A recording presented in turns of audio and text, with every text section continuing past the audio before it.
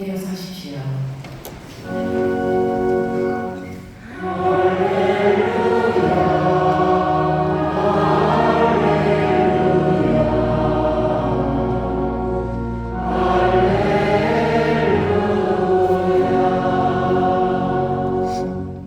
하느님 나라가 가까이 왔다. 회개하고 복음을 믿어라.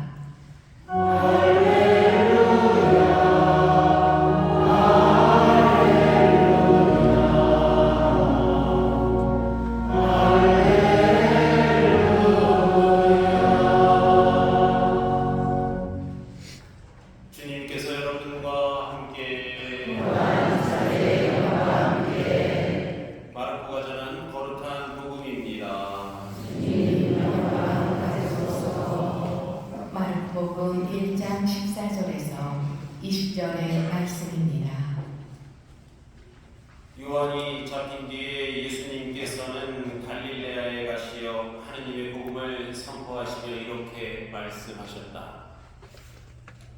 때가 차서 하느님의 나라가 가까이 왔다. 회개하고 복음을 믿어라. 예수님께서 갈릴레아 호숫가를 지나가시다가 호수에 그물을 던지고 있는 시몬과 그의 동생 안드레아를 보셨다. 그들은 어부였다. 예수님께서 그들에게 이르셨다. 나를 따라오너라. 내가 너희를 사람 낚는 어부가 되게 하겠다. 그러자 그들은 곧바로 그물을 버리고 예수님을 따랐다. 예수님께서 조금 더 가시다가 배에서 그물을 손질하는 제베데오의 아들 야고보와 그의 동생 요한을 보고서 보시고 곧바로 그들을 부르셨다. 그러자 그들은 아버지 제베데오를 사꾼들과 함께 배에 버려두고 그분을 따라 나섰다. 주님의 말씀입니다. 그리스도님 찬미합니다. 앉으십시오.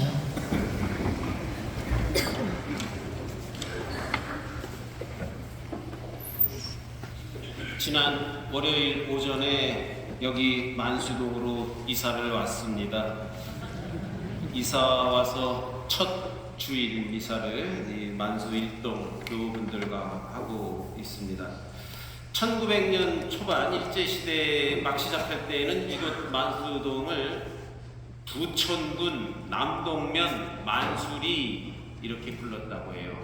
또는 중간중간에 담방리 이렇게도 같이 썼다고 합니다.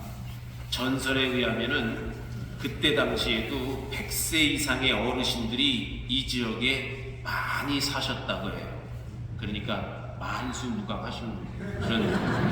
그래서 여기 다 목숨 숫자를 이제 쓴 거죠. 그래서 만수무강하신 분들이 많이 계셨어요. 만수리, 장수리, 연수리 여기가 다 오래 사신 분들이 이렇게 계셨던 그런 동네라고 합니다.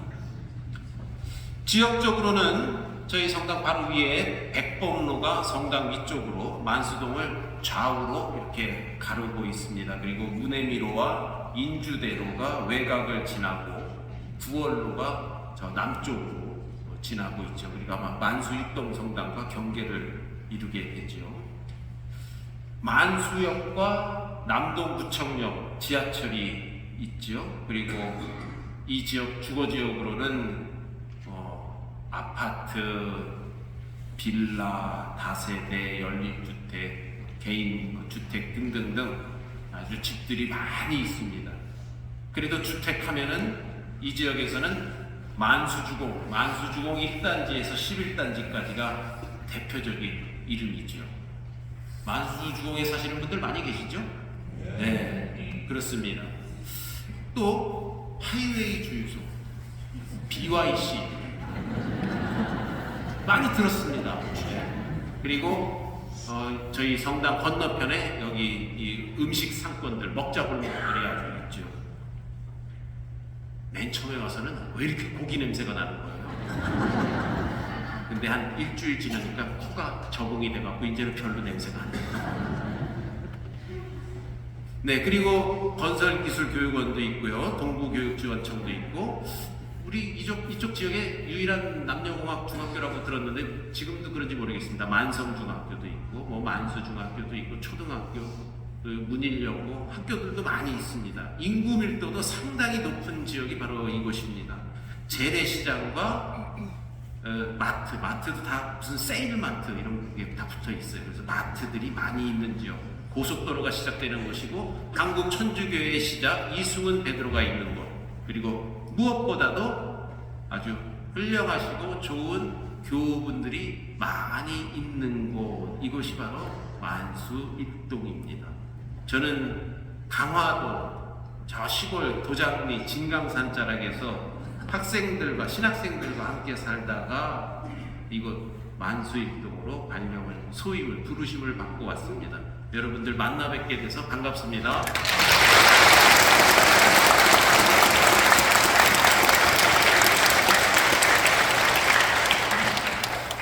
하느님의 부르심에 응답하며 만수일동과 함께 하게 되었습니다. 솔직히 저도 이제 거기 소임이 꽤 긴 시간 있어갖고 이동을 하겠구나 했는데 만수일동 쪽으로는 생각도 못 해봤습니다.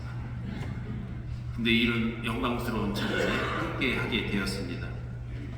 영광스럽기도 하지만 사실 걱정과 약간 두려움도 없잖아 있습니다. 곧 여러분들과 함께 하면서 다 해소되리라 생각이 듭니다. 자, 오늘 이 강론 말씀은 첫 번째 독서와 복음 말씀을 한번 같이 주제로 엮어봤습니다. 부르심과 응답이라는 주제를 좀 붙이고 싶어요.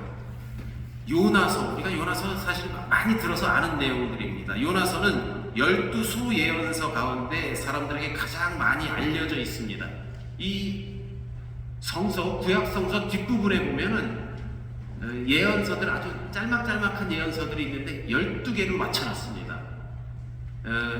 이름도 좀 생소해요. 호세아, 요엘, 아모스, 오바디아, 요나, 하박국, 스바니아, 지가니아, 말라키 이렇게 있는데 그 중에서 이 요나서는 누구나가 성서를 조금 보신 분들은 아마 다 아는 내용일 겁니다. 요나 이야기 매우 흥미롭죠. 요나가 하느님을 부르심을 피해서 도망가다가 결국 풍랑을 만나고 바다에 빠졌는데 죽지 않고 물고기가 고래 뱃속에서 사흘이라는 시간을 보내는 등 동화 같은 이야기가 기존 예언서와는 다른 아주 새로움을 전해주기 때문이죠. 요나서가 묘사하는 요나의 모습도 다른 예언자들과 아주 구분이 됩니다. 그는 하느님의 말씀을 적극적으로 선포하기보다는 그 말씀을 피해서 달아났습니다. 그러나 결국 하느님께 붙잡혀와서 하느님의 말씀을 전하게 되지요. 도망가다가 바다에 빠져서 고래 뱃속에 가서 3일 동안 있다가 자기가 무슨 피노키오도 아닌데 어떻게 살아나와요. 물론 이 피노키오 저자도 이 요나 이야기를 머리에 담고 있다가 그렇게 써냈겠죠. 그러나 사실은 요나가 고래 뱃속에서 3일 동안 있었던 것은 예수님께서 돌아가시고 무덤에서 사흘 동안 계셨다 부활하신 것을 상징적으로 드러내주고 있는 것이죠. 이미 예수님이 나오기 전에 300~400년 전에 이 요나 예언서가 집필되면서 이미 예언을 하고 있는 것입니다. 자, 그런 이 요나는 다른 예언자들하고 아주 틀립니다. 예언도 간단해요. 니네베로 가서 이제 40일이 있으면 니네베는 무너진다. 별로 성의 없이 예언을 했을 것 같아요. 그렇게 한마디 했을 뿐입니다. 그런데 그 지역, 더군다나 이스라엘이나 유다도 아니고 시리아 수도 니네베에서 외쳤는데 사람들이 다, 모든 도시민들이 다 회개합니다. 다 돌아섭니다. 반성합니다. 그래서 멸망을 피하게 됐죠. 기존의 예언자들은 하느님의 말씀을 막 열심히 선포를 합니다. 그런데 그 반대로 수신자인 백성들은 그 말씀을 받아들이지 않고 예언자가 뭘 예언을 한다 그러면은 붙잡고 때리고 매질하고 쫓아내고 박해를 하죠. 그런데 요나서는 그 반대입니다. 흥미롭게도 요나의 선포를 듣는 니네베 사람들은 한 번에 그냥 다 회개를 하는, 기존의 예언서와는 아주 반대되는 모습을 보여줍니다. 하기야 요나 예언서 이 이야기를 고래 뱃속에서 요나가 3일 동안 있다가 살아나왔대. 그러면 초등학교 학생들한테 얘기를 해도 뻥이에요 막 이렇게 할 것 같습니다.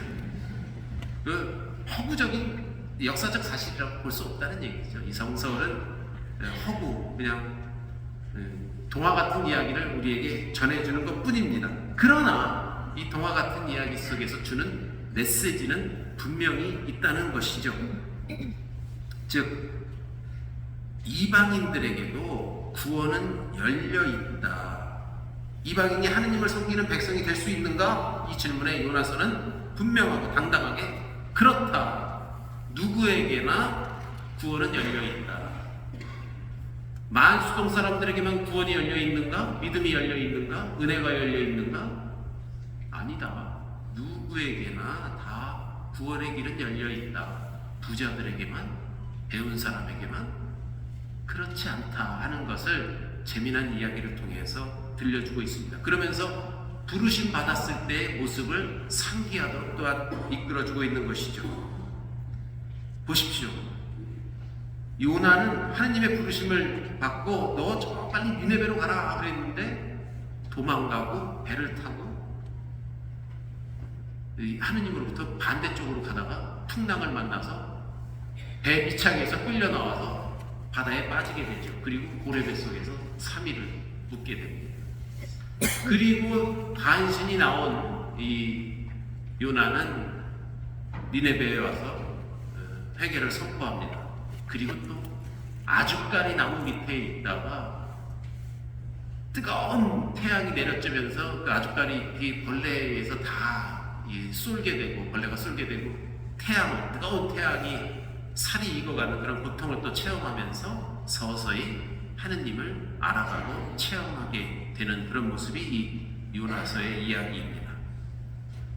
그렇게 하느님을 알아갔던 요나예언서, 우리 각자의 모습을 요나의 경험 안에서 찾아볼 수 있을 것입니다. 우리가 그 길을 찾아간다면 우리는 이미 내 마음을 읽어가는 것이며 부르심에 경청하는 신앙인으로서의 모습을 갖추어가는 것일 겁니다. 여러분, 이 부스룩하면서도 하느님을 피해갔던 이 요나, 그 요나 뒤에 숨어있는 나 자신을 여러분 한번 찾아보시기 바랍니다. 저 배 밑창에 들어가 있는지 고래 뱃속에 들어가 있는지 아주까리 나무 밑에서 뜨거운 태양을 받으면서 고통스러워하고 있는지 복음 말씀으로 한번 와보겠습니다. 복음 말씀, 시몬과 그의 동생 안드레아는 호수에서 고기를 낚는 어부였습니다. 여기서 호수는 각자가 살아가는 고유하고 구체적인 그러한 처지를 가리킵니다. 여기 만수동이 우리 삶의 자리인 것처럼 베드로와 안드레아의 자리는 호수였습니다. 나를 따라오너라. 내가 너희를 사람 낚는 어부가 되게 하겠다. 그분께서는 당신이 부르는 사람들을 오래전부터 이미 알고 있는 듯이 부르십니다. 더구나 주님께서는 여유롭고 한가로운 그러한 사람을 부르시지 않습니다. 그분의 부르심은 특별하고 특정한 인물에 한정되어 있지도 않습니다. 주님의 부르심은 늘 분주히 살아가고 일하는 일상의 삶을 성실히 살아가는 사람들 사이에서 이루어집니다. 중요한 사실은 주님께서 그저 당신을 따라오라고 부르실 뿐이라는 것입니다. 그에 대한 선택과 결정은 각자에게 유보되어 있습니다. 요나처럼 우선 하느님을 피해 도망가는 그러한 선택을 할 수도 있습니다. 또 제자들처럼 바로 그냥 그물을 버리고 바로 예수님을 따라 나설 수도 있습니다. 그 선택과 결단 그리고 행동은 그 주체는 바로 나 자신이라는 것입니다. 교우 여러분, 우리 인간은 끊임없이 무엇인가를 갈망하고 갈구하고 찾아가는 그러한 존재입니다. 갈망이라는 표현을 영어로 desire 이렇게 표현을 하기는 하는데 네, 이 말은 디시두스라는 라틴어 말에서 이렇게 나왔다고 해요. 제가 뭐 발음이 정확한지는 잘 모르겠습니다만 이런 표현 가끔 쓰잖아요. 커피 마실 때 뭐 디카페인 그런 건 뭡니까? 카페인 없는 걸로 달래는 거죠. 디카페인이라는 표현 쓰듯이 desire 그러면 별이 없는 그런 상태를 말하는 거예요. 별 없는 거. 별이 없다는 것은 사실 지금은 이렇게 전기불이 다 있고 조명이 있지만 여러분 밤하늘에 깜깜한데 별이 하나도 없다고 생각해 보세요. 그야말로 칠흑 같은 어두움이겠죠. 그리고 평소에는 별이 잘 보여서 이쪽이 동쪽이고 서쪽이고 북쪽이겠구나 하는데 어느 날 구름이 잔뜩 껴서 별이 하나도 없다. 그러면 외딴 곳에 섰을 때 여기가 어느 쪽인지 알 수가 없겠죠. 예전에는 다 별을 보고 방향을 잡았죠. 특히 밤에. 과한할 때, 세월이 좋을 때는 웬만하면 다 찾아갑니다. 캄캄할 때 별이 없다는 것은 큰 문제이죠. 어려울 때 더 어려워지는 것이죠. 그야말로 별이 없다면, desire 한다면 대략 난감입니다. 기준점을 잡아야 한다는 것이죠. 그래서 그 기준점을 찾아가는 것이 바로 갈망, 우리 인간의 본능적인 완전한 것에 대한 충족하고 싶은 마음이 우리들 모두에게 있다는 것입니다. 그것을 따라가고 싶은 마음이 있는 것이죠. 영혼의 나침판을 보고 따라가야 합니다. 우리 영혼의 나침판은 항상 하느님을 향해 있습니다. 마치 저 북쪽 끝에 북극성이 항상 그렇게 붙어 있듯이. 그런데 그 기준점, 곧 나침판을 잃어버리면 큰 혼란이 옵니다. 우리가 내 영혼의 나침판을 잃어버린다면 개인적인 문제와 데미지 뿐만 아니라 공동의 문제, 공적인 문제들, 그리고 사회적 혼란이 발생됩니다. 길을 잃고 헤매이는 지상의 삶이 될 수 있는 것이죠. 정신없이 헤매이면서 그가 천수를 만수를 누린다 한들 무슨 소용이 있겠습니까? 어디로 가는지도 모르고 세월을 가다 보면 아무런 의미와 소용이 없을 것입니다. 나를 따라오너라. 오늘 우리에게 들려주는 말씀입니다.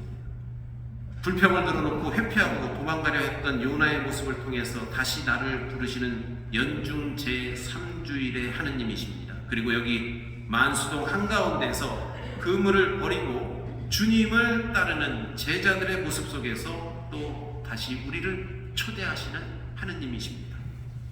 교회 여러분, 저희 성당의 종탑이 굉장히 높습니다.